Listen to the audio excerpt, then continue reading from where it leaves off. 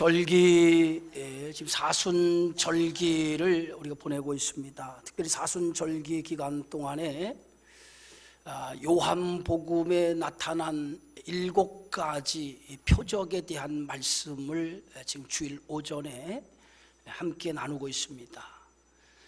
요한복음에 나타난 7가지 표적은 단순한 어떤 기적을 이야기하는 것이 아니라 그 기적 속에 담겨진 무언가를 드러내고자 하는 의도를 가지고 기록한 그것이 7가지 표적 속에 담겨진 그런 요한의 저자의 의도입니다. 그래서 다른 복음서에 보면 기적이라고 얘기하는데 요한복음은 이것을 기적이라 얘기하지 아니하고 표적이라고 얘기합니다. 첫 번째 표적은 우리가 잘 아는 것처럼 가나 혼인잔치에서 물이 변하여 포도주가 되어지는, 인류의 모든 문제는 기쁨이 사라진 데서부터 인류의 문제가 시작이 되어졌다는 거죠. 그 기쁨이 사라진 그 근원이 뭡니까? 죄로 인해 인간의 모든 기쁨이 사라졌는데 그것이 하나님과 우리 사이의 혼인관계로 비유해서 관계의 위기, 포도주가 떨어진 이 위기로부터 다시 기쁨이 회복되어지는 그것을 가나 혼인잔치의 표적을 통해서 우리에게 주신 첫 번째 메시지고요. 두 번째, 왕의 신하의 아들이 죽게 되어진 것을 이제 그 아버지가 찾아와서 아들을 고쳐달라 했을 때에 가라, 내 아들이 살아있다. 오셔서 뭔가를 보고 그리고 그 보는 것을 통해 믿기를 원했던 그에게 말씀을 전하시면서 가라, 내 아들이 살아있다. 말씀이 육신이 되어 우리 가운데 거하신 그분이 말씀으로 모든 것을 고쳐주셨다는, 말씀을 믿어야 된다라고 하는 것을 가르치고 있는 기적이 바로 두 번째, 왕의 신하의 그 병을 고쳐준 사건에서 그리스도는 말씀으로 오신 분이라고 하는 것을 우리에게 보여주고 있고요. 세 번째, 오늘 베데스다 못에 38년 된 병자에 대한 사건이 오늘 본문의 말씀입니다. 오늘 성경은 5장 1절에 이렇게 시작을 하죠. 그 후에 유대인의 명절이 되어 예수께서 예루살렘에 올라가시니라 그랬어요. 명절이 되었다. 유대인들에게는 큰 명절이 3가지가 있어요. 그래서 모든 유대의 남자는 1년에 3번 그 명절을 지키기 위해서 예루살렘 성전에 올라가서 거기서 하나님 앞에 제사를 드리도록 되어져 있어요.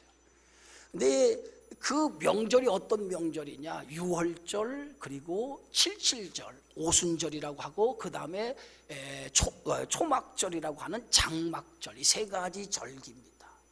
신명기 16장과 출애굽기 23장에 보면 매년 모든 이스라엘 남자는 3번에 걸쳐 이 절기를 지키도록 되어서 이 절기 때가 되면 성전이 있는 예루살렘에 올라가서 하나님 앞에 제사를 드리게 되어져 있어요. 근데 예수님도 이 명절 중에 그랬어요. 성경은 그 명절이 어떤 명절인지는 설명하고 있지 않지만은 성경학자들은 이것이 오순절이 아닌가 이렇게 해석하고 있어요. 근데 예수님이 명절 중에 제사를 이제 유대 남자로서 예루살렘에 올라가는데, 올라가시면서 예수님께서 예루살렘 그 여러 개의 성문이 있는데 그 성문 중에 그 양문이라고 하는 곳에 들어가시죠. 여러분, 느헤미야에서 보면 이스라엘 백성이 바벨론의 침공을 받아서 모든 예루살렘 성들이 파괴가 되어져요. 그래서 다시 바벨론 포로가 끝나고 고국으로 귀환했을 때 느헤미야라고 하는 행정가가 제일 먼저 해파된 성문, 예루살렘 성곽을 재건하기 시작을 하죠. 그래서 10개의 예루살렘에 들어오는 성문을 재건을 하고 6개의 망루를 재건을 하죠. 근데 예루살렘 성문, 여러 개의 성문인데 그 첫 번째 예루살렘 성에 들어오는 성문이 어떤 성문이냐면 양문이라는 거예요. 양문.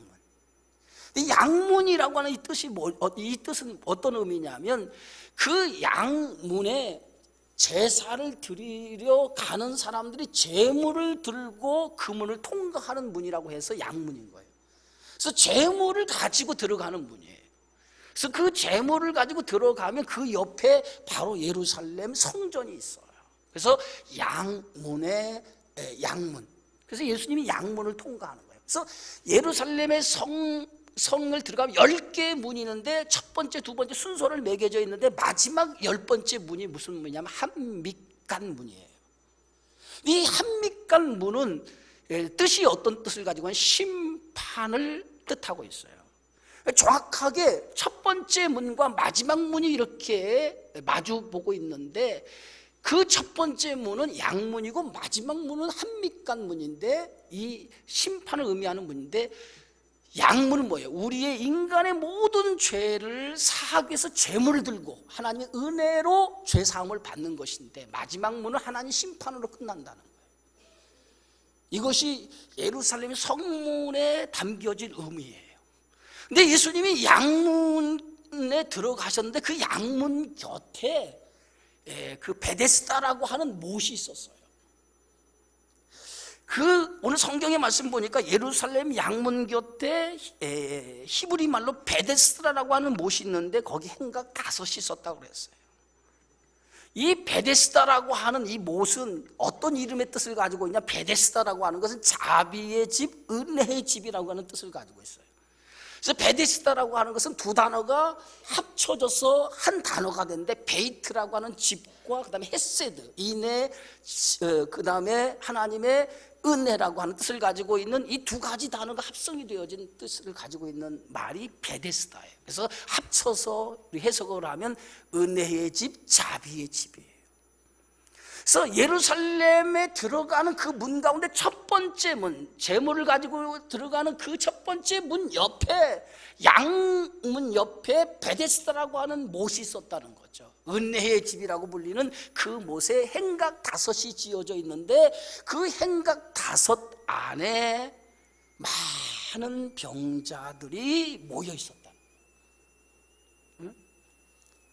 근데 그 많은 병자들이 왜 그곳에 모여 있느냐? 거기 설명은 오늘 성경은 요한복음 5장 3절에 이렇게 말하고 있어요.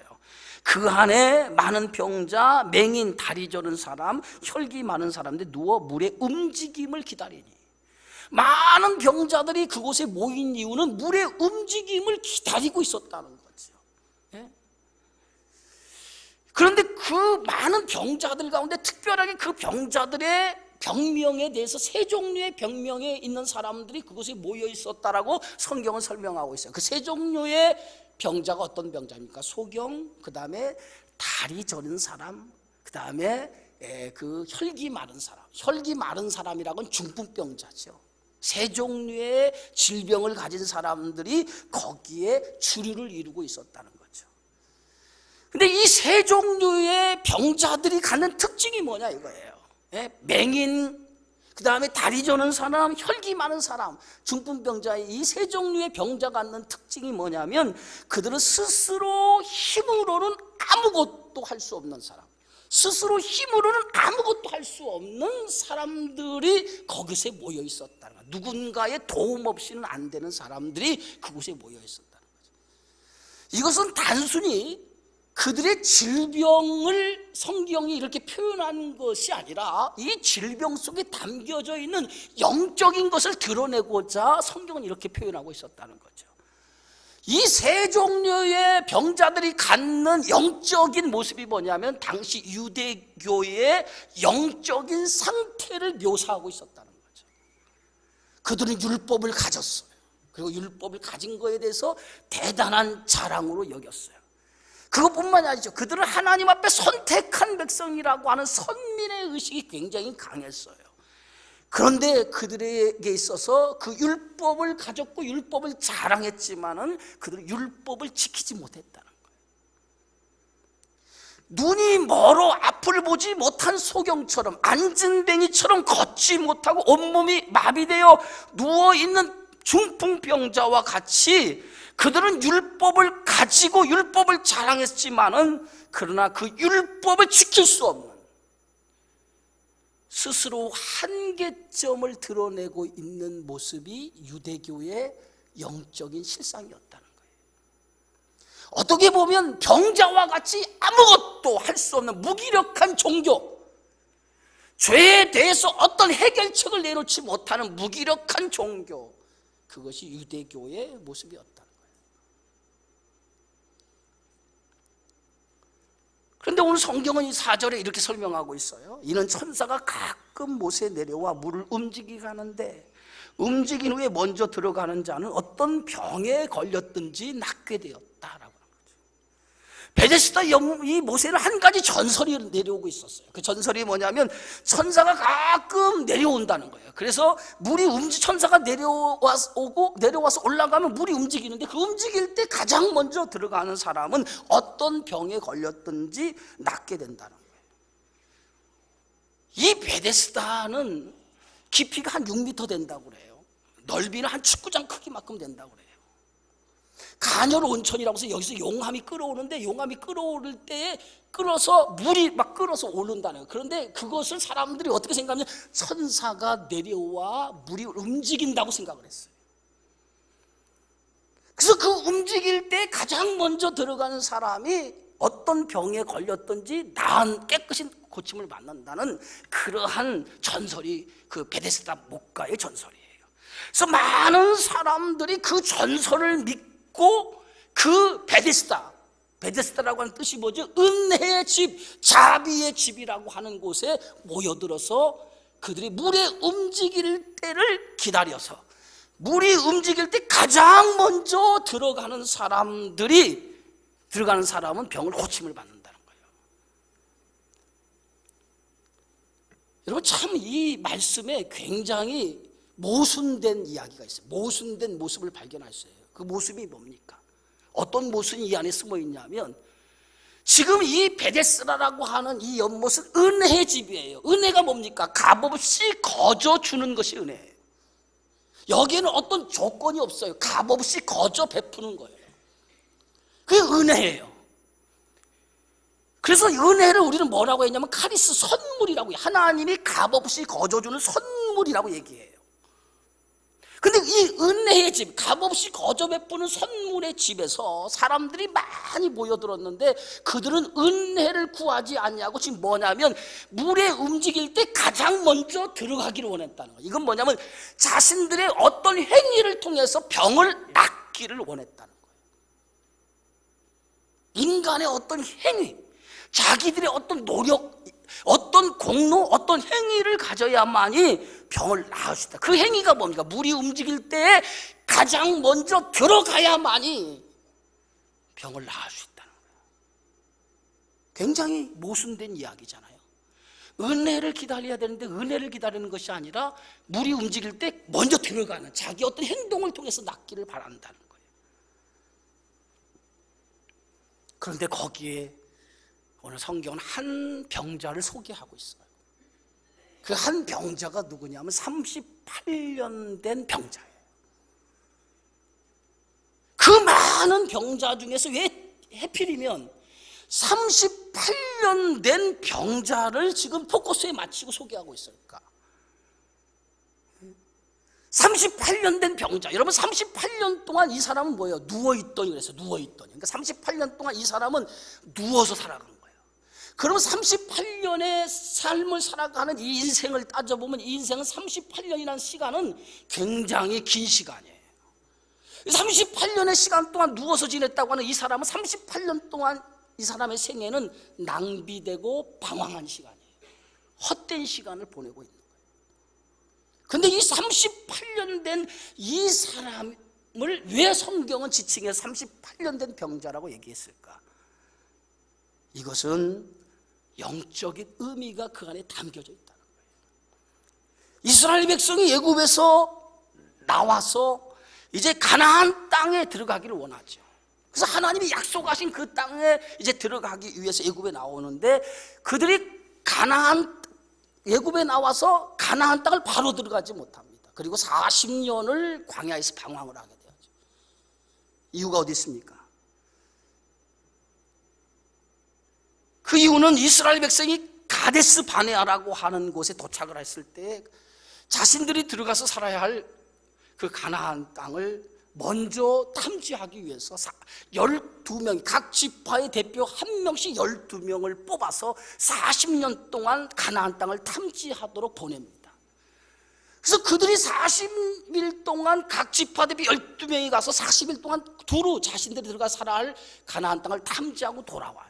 그리고 백성들이 다 같이 모인 자리에서 자신들이 탐지한 결과를 보고하게 되어지죠. 그 결과를 보고하게 되어지는데 그 보고를 듣고 이스라엘 백성들의 마음이 녹아져 버려요. 어떤 보고를 했느냐? 오늘 성경의 말씀에 민수기 13장 32절 33절에 그들의 보고가 이렇습니다. 이스라엘 자손 앞에서 그 정탐한 땅을 악평하여 이르다. 악평하기 시작합니다. 우리가 두루 다니며 정탐한 땅은 그 거주민을 삼키는 땅이요, 거기서 본 모든 백성은 신장이 장대한 자들이며 거기서 네피림의 후손인 아낙 자손의 거인들을 보았고 우리는 스스로 보기에도 메뚜기 같았다. 그들이 40일 동안 탐지해서 본 보고는 두 가지로 우리가 생각해 보자. 하나는 뭐냐? 그 땅에 살고 있는 거민들을 보았다는 거예요. 그 땅에 살고 있는 사람들을 보았는데 그들은 하나같이 거인 족속이었다는 거예요. 네피림의 후손이었다는 거예요. 그리고 그들이 살고 있는 성읍들을 보니 얼마나 견고하게 졌는지 아주 견고한 성읍이었다는 거예요. 그런데 그들과 우리를 비교해 보니까 우리는 메뚜기와 같다는 거예요. 한마디로 저들은 40일 동안 탐지해서 돌아와서 보고한 그 보고의 내용을 보면 그 땅은 우리가 차지할 수 없는 땅이었다는 거예요. 왜? 우리가 도무지 그들과 상대해서 이길 자신이 없다는 거예요. 이것이 정탐꾼들의 보고의 내용이었어요. 이 보고를 듣고 나서 백성들의 마음이 무너지기를 시작을 하죠. 그 무너진 백성들의 마음을 민수기 14장에서 이렇게 소개하고 있어요. 이스라엘 자손이 다 모세와 아론을 원망하여 온 회중이 그들에게 이르되 우리가 오늘 성경에 보면 우리가 애굽 땅에서 죽었으면 좋았을 것을 어찌하여 여호와가 우리를 그 땅으로 인도하여 칼에 쓰러지게 하려 하는가? 우리 처자가 사로잡히리니 애굽으로 돌아가는 것이 낫지 않냐? 차라리 우리가 애굽 땅에 살다가 죽었으면 좋았을 것을 우리를 왜 이곳까지 인도해서 거기서 죽게 하느냐? 애굽으로 돌아가자. 애굽으로 돌아가자. 라고 그들이 그 보고를 듣고 모든 백성들이 모세와 아론을 원망하면서 그렇게 그들이 소리 질렀다는 거죠. 이 가나안 땅이라고 하는 이 땅은 성경에서 누누이 뭐라고 얘기합니까? 이 가나안 땅은 아브라함 때부터 하나님이 약속하신 땅이에요. 이 가나안이라고 하는 땅은 약속으로 주어진 땅이지 이 땅은 그들이 전쟁을 통해서 얻어진 땅이 아니라는 거예요. 하나님이 약속으로 주신 땅이에요. 그래서 이 약속을 믿음으로 들어가는 땅이지 어떤 인간의 실력이나 능력을 가지고 들어가는 땅이 아니에요. 이 하나님의 약속, 하나님이 약속을 너희에게 준 땅이라고 얘기하고 있어요. 그런데 그들의 착각은 어떤 착각입니까? 자신들의 힘이나 자신들의 실력을 가지고 능력을 가지고 가나안 땅을 들어가는 땅이라고 생각했다는 거예요. 그래서 저들은 가나안 사람과 자신들의 비교해보니 메뚜기만도 못했다는 거예요. 그래서 자연히 자기의 실력으로 들어가려고 하니까 그 땅을 차지할 수 없는 땅이 될 수밖에 없는 거예요. 그러나 그들에게 있어서 하나님은 뭡니까? 믿음으로 들어가는 땅이라는 거예요. 믿음으로. 왜? 그 땅을 이미 너희에게 주신 땅이기 때문에. 근데 이스라엘 백성들은 그걸 믿지 못한 거예요. 그게 불순종이에요. 그래서 그 불순종의 결과로 하나님께서 그들에게 어떤 벌을 내리십니까? 오늘 성경의 말씀 민수기 14장 34절에 보니까 이렇게 기록되어 있어요. 너희는 그 땅을 정탐한 날 수인 40일의 하루를 1년으로 쳐서 그 40년간 너희의 죄악을 담당하게 할 것이다. 저들이 정탐한 40일을 하루를 1년으로 해서 40년 동안 가나안 땅을 들어가지 못하게 할 거라는 거예요. 그게 광야 생활 40년. 근데 왜 38년 된 병자냐 여기서? 정확하게 말하면 올 가데스 바네아에서 정탐꾼을 보냈을 때가 언제냐면 애굽에서 나온 지 2년째 되는 날이에요. 다시 얘기해서 그들은 애굽에서 나와 그들이 광야에 들어가 홍해를 건너 광야에 들어가서 시내산에 도착하고서 시내산에서 2년 동안 머물러요.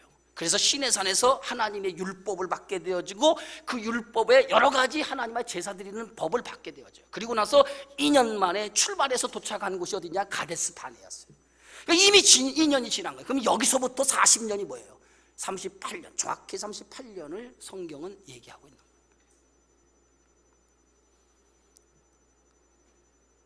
그래서 오늘 성경에 그 누운 것을 보시니 병이 벌써 오랜 줄 아셨다. 이미 저들의 이 병은, 이 38년 된 자의 병은 이미 있어서는 안 될 시간을 낭비한 사람이에요. 그 인생이 헛되게 보낸 시간이에요. 그런데 그 병을, 그들의 불순종의 모습을, 이스라엘 백성들의 영적인 무능함과 그들의 불순종의 모습을 이렇게 38년 된 병자로 비유해서 성경은 얘기하고 있는 거예요. 근데 병이 벌써 오랜 줄 아시고 이르시되 내가 낫고자 하느냐 라고 예수님이 물으셔요. 그런데 오늘 성경의 말씀 보니까 예수님이 그 병자의 누운 것을 보셨다 그래서 보셨다. 여러분, 이 보셨다라고, 보시고라고 하는 이 단어는 굉장히 중요한 단어예요. 하나님의 은혜의 출발점은 항상 하나님이 우리를 긍휼히 여겨주시는 것, 하나님이 보시는 것으로부터 우리 하나님의 은혜가 출발되어지는 거예요. 보시고. 이 보셨다고 하는 말은 긍휼히 여겨주시고라고 하는 거예요.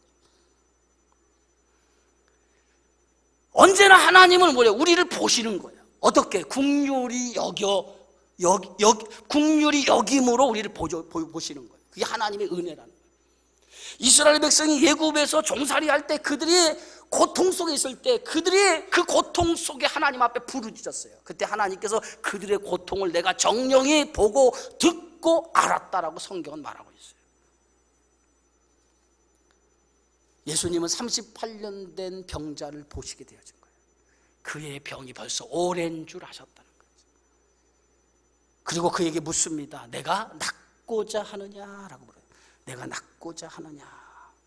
근데 오늘 예수님의 질문에 내가 낫고자 하느냐라고 물었는데 이 병자의 대답은 엉뚱한 대답을 하고 있어요.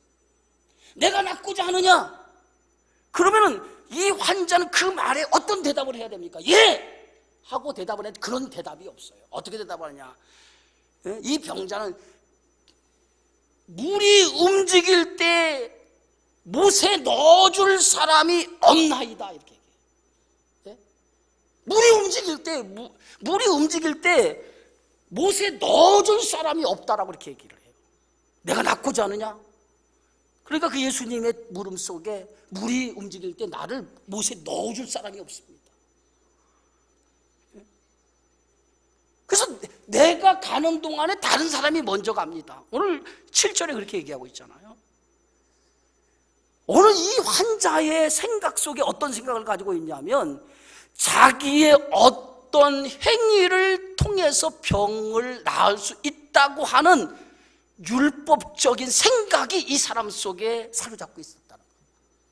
자기 어떤 생각, 자기 어떤 행위나 노력을 통해서 병을 나을 수 있다고 하는, 자기 못에 넣어줘야 돼. 자기가 먼저 들어가야 되는데 먼저 들어가지 못했기 때문에 낫지 못한다는 거예요.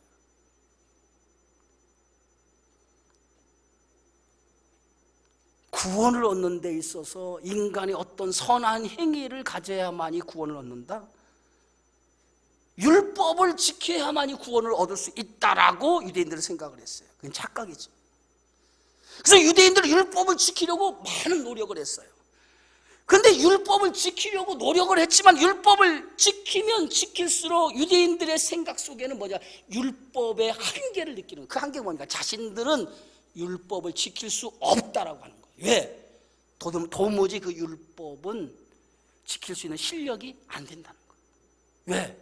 율법에서 얘기하는 죄라고 하는 것은 어떤 우리가 보여지는 행동의 죄가 아니라 내 마음속에 음욕을 품은 것도 죄고 도둑질하려고 하는 마음을 먹은 것도 죄인데 그것까지도 지킬 수 있습니까?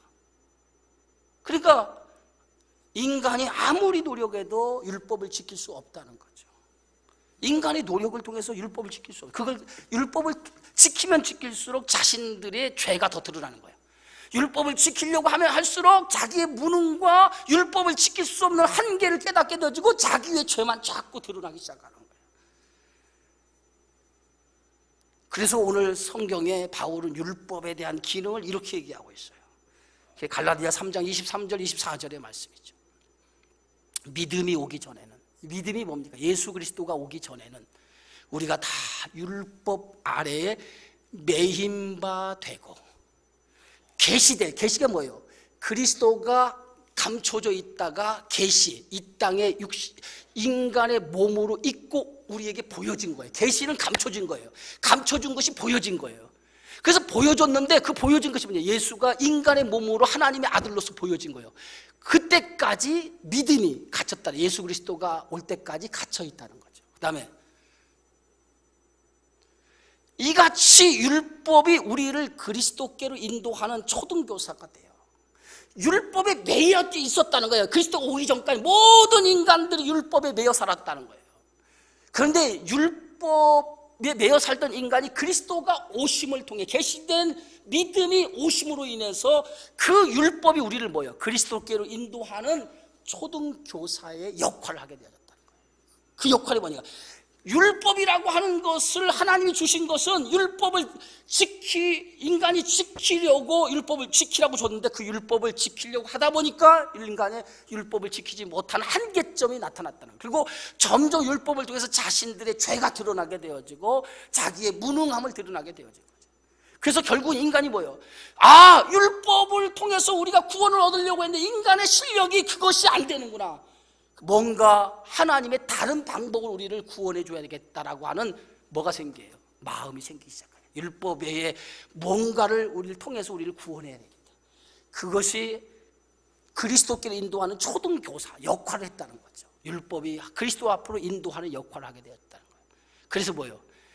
이제는 율법은 행위를 통해서 구원을 얻으려고 하는 거지만은 이제는 행위를 통해서 구원을 얻는 것이 아니라 믿음으로 구원을 얻는 것이다. 행위가 아니라 인간의 어떤 노력이나 행위가 구원을 가져다니까 믿음으로써 구원을 얻는 방법을 하나님이 허락해 줬는데 그 믿음으로써 구원을 얻는 방법이 뭡니까? 이 땅에 예수 그리스도를 보내서 인간의 죄를 대신 십자가에 죽게 하시고 그 죄의 대가를 지불하심으로 말미암아 그것을 믿음으로 구원을 얻게 하셨다. 그 길을 열어주셨다는 거예요. 병자는 뭡니까? 오늘 인간은 율법을 지킬 수 없는 실력을 가진 존재. 근데 이 사람은 계속해서 뭐예요? 자기의 노력을 통해서 뭔가를 자기 병을 고치려고 했다는 거죠. 예?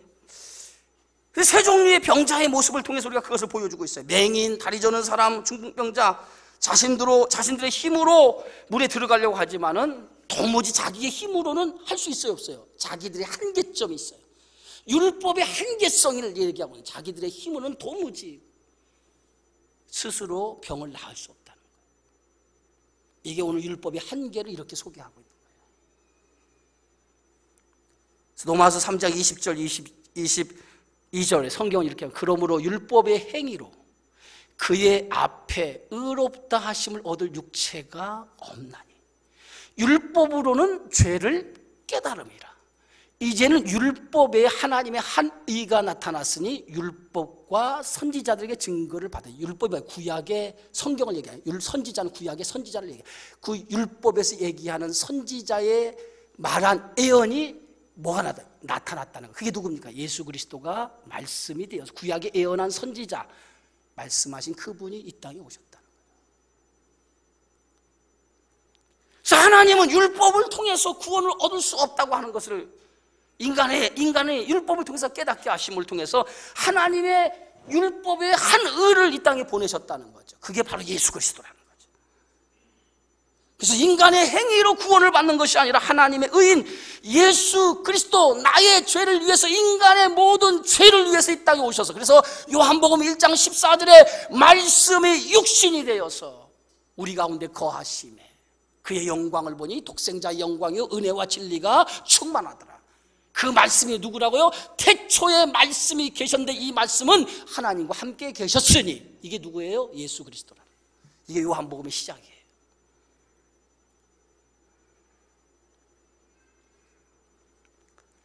인간 스스로는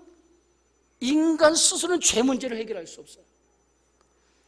아무리 노력하고 우리가 많이 선한 업적을 많이 쌓은다고 해서 구원을 얻을 수 없습니다. 그래서 인간 스스로 구원을 얻을 수 없는데, 인간은 뭐예요? 계속해서 자기 의를 통해서 구원을 얻으려고 한다는, 이게 인간의 잘못된 모습이에요. 자기 의를 통해서 구원을 얻으려고 하는. 그래서 다른 종교들을 보세요. 선행을 많이 쌓아야 됩니다. 업적을 많이 쌓아야 됩니다. 인간의 의로움을 가지고 뭔가를 하려고 해요. 그러나 기독교는 아닙니다. 인간은 하나님과의 관계가 죄 있기 때문에 하나님의 관계가 풀어지지 않으면 인간의 죄는 씻어지질 않아요. 그래서 그 관계를 풀어주기 위해서 오신 분이 뭐예요? 예수 그리스도가 이 땅에 오셨다는 거죠.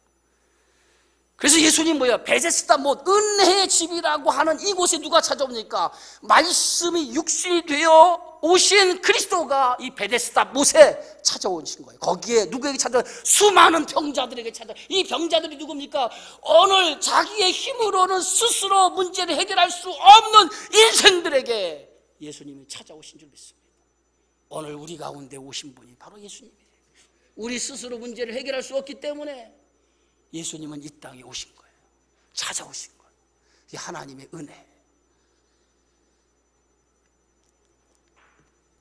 예수님은 38년 병자에게 묻습니다. 내가 낫고자 하느냐? 38년 된 병자는 계속해서 이렇게 얘기합니다. 물이 움직일 때에 자신을 못에 넣어줄 사람이 없어 자신이 내려가는 동안에 다른 사람이 먼저 내려가나이다. 병을 낫는 데 있어서 계속해서 이 사람은 주장을 뭐랍니까? 못에 넣어줄 사람이 없어서 내가 먼저 들어가지 못하기 때문에 다른 사람이 먼저 들어갑니다. 계속해서 이렇게 얘기하고 있어요. 예수님은 내가 낫고자 하느냐? 이유가 필요 없는 거예요. 예! 아멘! 주여 주의 은혜를 구합니다. 주여 나는 죄인입니다. 주의 은혜를 구합니다. 이거면 끝나는 거예요. 근데 그들은 계속해서 내가 어떤 행위를 통해서 구원을 얻으려고 자꾸 자기 의를 드러내려고 하는 거예요. 여러분 안에도 자기 의를 가지고 뭔가를 이루려고 하는 사람이 있다면 그 사람 내려놔야 돼요. 하나님의 구원은 하나님의 은혜로만이 구원을 얻을 수 있는 거예요. 그것이 하나님의 말씀입니다.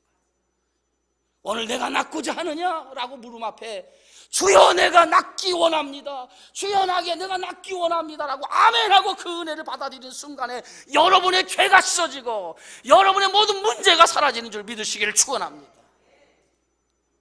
이것이 오늘 주님의 선포였어. 내가 낫기를 원하느냐.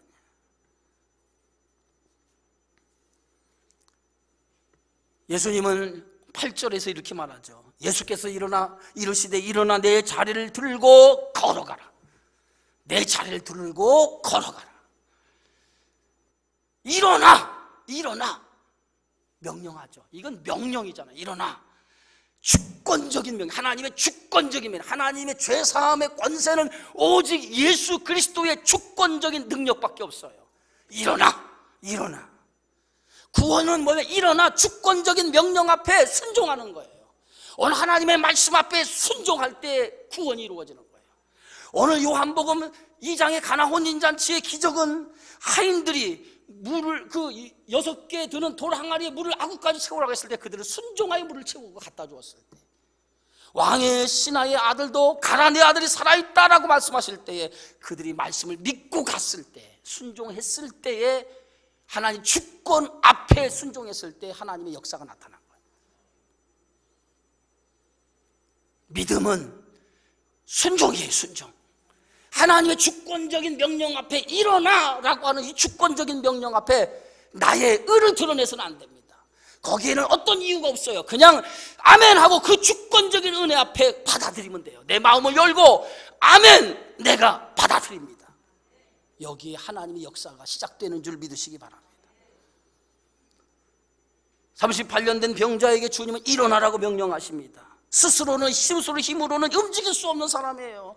누구의 도움 없이는 일어날 수 없는 사람입니다. 그런데 주님은 스스로 도움 없이 일어날 수 없는, 움직일 수 없는 사람 앞에 일어나라고 명령하죠. 그런데 어떻게 일어나라고 하면 내 자리를 들고 일어나라. 내 자리를 들고. 구원은 새로운 삶을 시작하는 거예요. 새로운 삶의 출발이 구원인 거예요. 새로운 삶의 자리로 옮겨지는 거예요. 이전에 살았던 모든 삶의 가치로부터 새로운 삶의 가치로부터 옮겨지는 거. 이전은 내 육신의 가치에 묻혔던 삶의 가치에서 영적인 새로운 삶의 가치, 하나님 나라의 새로운 삶의 가치를 가지고 새로운 인생을 출발하는 게 구원이에요. 여러분이 구원받았다면 여러분의 삶의 가치가 달라지는 거예요. 그게 구원받은 사람의 모습.